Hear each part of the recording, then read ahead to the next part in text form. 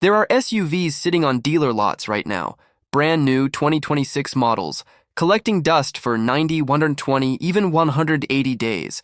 Nobody's buying them. Not because buyers disappeared. SUV sales are actually up in 2026. These specific models are getting passed over, repeatedly, while the vehicles next to them fly off the lot in days. And here's the thing dealers won't tell you. When a car sits that long, something is very wrong. Either the price is delusional, the reputation is shot, or the competition just made it irrelevant.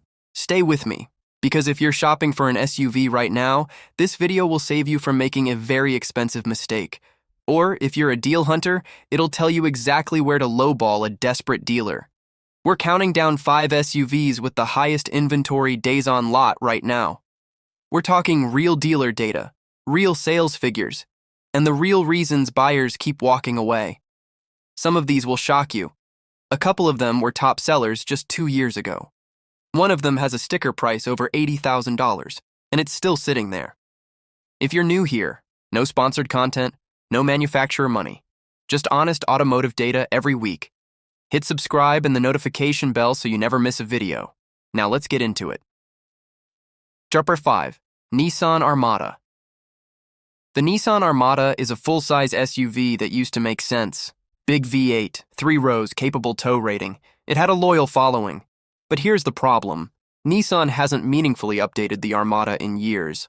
While Ford redesigned the Expedition, and Chevy overhauled the Tahoe with an independent rear suspension, the Armada is still running on an aging platform that feels like it belongs in 2018.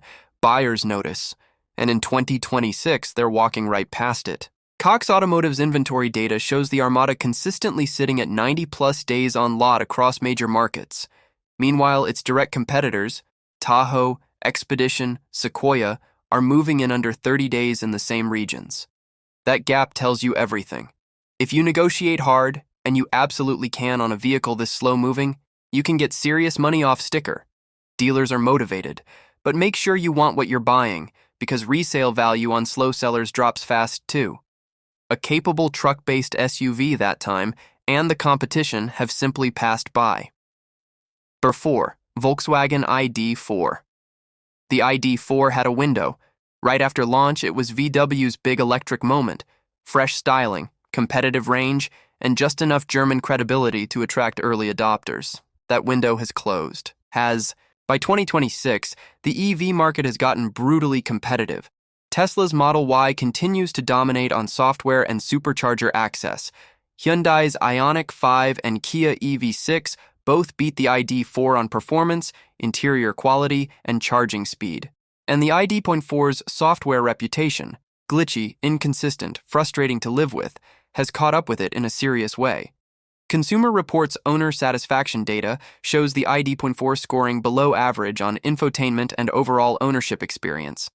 Dealerships in multiple states are reporting 100-plus days of inventory on ID.4 units.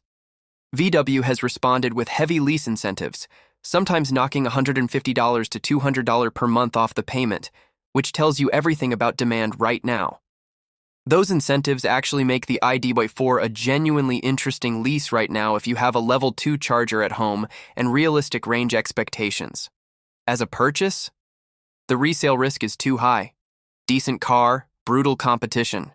The segment moved on and the ID.4 got left behind. Number 3. Ford Mustang Mach-E. Ford has already slashed the Mach-E's price twice in the past 18 months. They cut it again heading into 2026. And inventory is still building. That's a red flag that goes beyond pricing. The Mach-E launched with serious momentum. It won awards, it looked bold, and the Mustang badge gave it cultural credibility. But in practice, owners ran into real issues: quality control complaints, HVAC problems, charging reliability, and a battery recall that shook consumer confidence in a segment where confidence is everything. J.D. Power's 2025 EV ownership satisfaction study ranked the Mach-E below the segment average. And while Ford has worked hard on over-the-air fixes, the damage to word of mouth has been substantial. In a world where Tesla and Hyundai are eating EV market share aggressively, buyers have options, and they're using them. Ford's incentive packages in 2026 are aggressive. If you want an American-made EV with a usable interior and strong fast-charging network access, The Mach-E at current pricing is genuinely compelling. Just go in knowing its history. Ford blinked on quality when it mattered most. Buyers have long memories. We've still got two more, including the #1 most unsold SUV in America right now. It's a vehicle that costs more than most people's annual salary, and dealers literally cannot move it. That's coming up next. Don't go anywhere. 32. Jeep Grand Wagoneer. The Grand Wagoneer was Jeep's trophy vehicle, $80,000 to $105,000. Hand-stitched leather, multiple screens, a full assault on the Cadillac Escalade and Lincoln Navigator. The problem? It never actually got there. Consumer Reports has flagged the Grand Wagoneer with a well below average predicted reliability score for multiple model years running. Owner complaints cluster around the same themes: transmission hesitation, technology glitches, engine behavior issues, and dealership service that struggles to keep up with the complexity of the vehicle. For a $90,000 SUV, that is simply not acceptable, and buyers at that price point know it. Real-world dealer data shows Grand Wagoneers sitting 120 to 150 days on lot in multiple regions.